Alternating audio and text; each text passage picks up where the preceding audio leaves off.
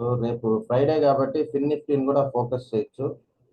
So 19,400 దగ్గర ఉన్నింది, almost 18,700 దగ్గరకు వచ్చేసింది. సో ఈరోజు అయితే లో, ఈరోజు హై ఇది.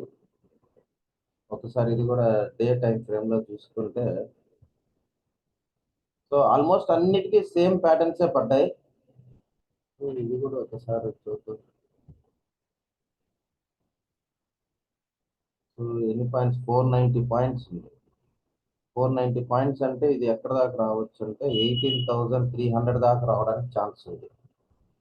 సో 18,328 దాకా రావడానికి ఛాన్స్ ఉంది. సో కొద్దిగా పైకి వెళ్ళి వస్తే మనకి పుట్ ఆప్షన్ బాగా దొరుకుతుంది.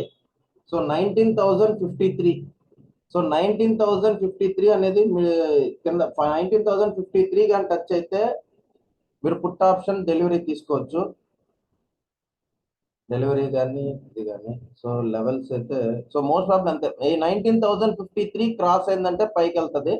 సో నేను కాల్ సైడ్ అయితే నేను పర్సనల్ గా ఇంట్రెస్ట్ లేను సార్, ఇది కూడా గుర్తుపెట్టుకొని. కాల్ సైడ్ అయితే నేను ఎంట్రీస్ తగ్గుతాను. పుట్ సైడ్ కానీ వస్తే ఇక్కడికి కానీ వచ్చిందంటే పుట్ సైడ్ ఎక్కువ లాట్స్ తీసుకుంటాను.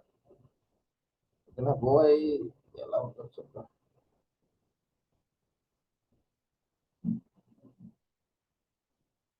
సో ఓఐ ప్రకారం అయితే దీంట్లో రేపు డేటా బాగా వస్తుంది. ఈ రోజు అంతా బ్యాంక్ నిఫ్టీ దీని మీద ఉంటారు. సో రేపు 5,000 ఎక్కువ ఉంది, ఉండే డేటాలో 5,000 7,000 ఎక్కువ ఉంది కాబట్టి. సో 19,000 అనేది రెసిస్టెన్స్ మేడం. 19,000 అనేది రెసిస్టెన్స్. ఇక్కడ నుంచి పి ఆర్డర్ కి ప్లాన్ చేసుకోవచ్చు. సపోర్ట్ పరంగా చూసుకుంటే ఇటు పక్కే ఎక్కువ ఉంది. సో మోస్ట్ ప్రాబ్లీ ఇక్కడైతే డేటా మనకి కన్ఫామ్ గానీ చెప్పలేము. 1900 ఎక్కువ అంటే 1900 ఉంది. సో 1900 దగ్గరకి, సారీ 1900 అంటే ఇది 18,800. సో మోస్ట్ ప్రాబ్లీ 19,000 కానీ టచ్ అయితే పుట్ ఆర్డర్ తీసుకోండి. 18,800 అనేది టార్గెట్ పెట్టుకోవచ్చు. ఒకవేళ 18,800 దగ్గరకు వచ్చినప్పుడు డేటాని చెక్ చేసి దాని తర్వాత డెసిషన్ తీసుకుందాం సార్ లైవ్ లో. ఫిన్ నిఫ్టీకి అయితే రేపు సో 18,920 దగ్గర కాల్ ఆప్షన్ తీసుకోండి. ఫస్ట్ టార్గెట్ అయితే 19,000. అది కానీ బ్రేక్ అయితే 19,165, 19,278.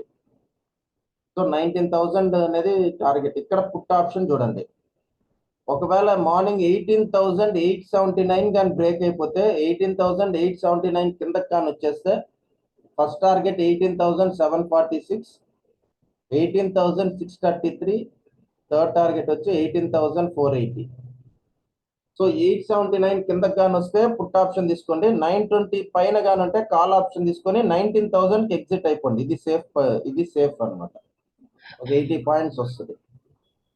సో ఇవి రేపటి డీటెయిల్స్ మేడం. మనకి దీని ప్రకారం డిసైడ్ చేద్దాం రేపు.